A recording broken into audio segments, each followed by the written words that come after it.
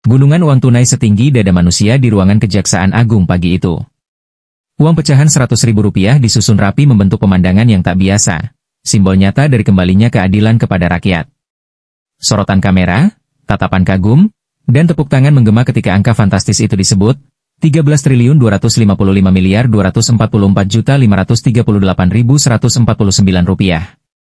Sebuah jumlah yang mencerminkan kerja keras panjang memburu jejak korupsi di balik kasus ekspor crude palm oil, CPO. Di hadapan Presiden Prabowo Subianto, Jaksa Agung ST Burhanuddin menyerahkan secara simbolis uang rampasan hasil korupsi senilai Rp13 triliun kepada Menteri Keuangan Purbaya Yudi Sadewa.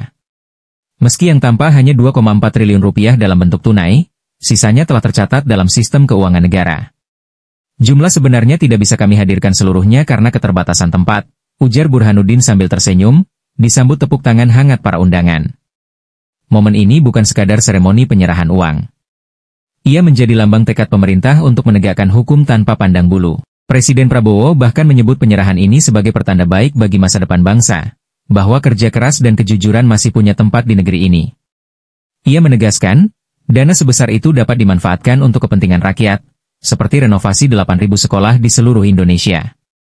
Di balik gunung duit itu, tersimpan pesan moral yang lebih besar, bahwa setiap rupiah hasil korupsi harus kembali kepada rakyat. Kejaksaan Agung tidak hanya menunjukkan bukti nyata pemberantasan korupsi, tetapi juga meneguhkan harapan bahwa hukum adalah milik semua, bukan alat bagi segelintir orang. Semoga momentum ini menjadi awal kebangkitan moral bangsa. Semoga para penegak hukum selalu diberi kekuatan, kejujuran, dan keberanian dalam menjaga amanah rakyat.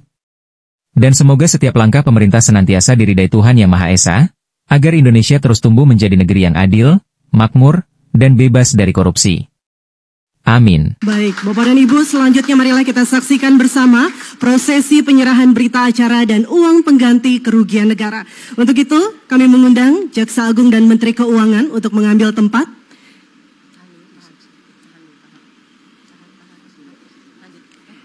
Dan kami mengundang Presiden Republik Indonesia untuk menyaksikan bersama prosesi penyerahan berita acara dan uang pengganti kerugian negara. Baik, diserahkan berita acara dari Jaksa Agung kepada Menteri Keuangan.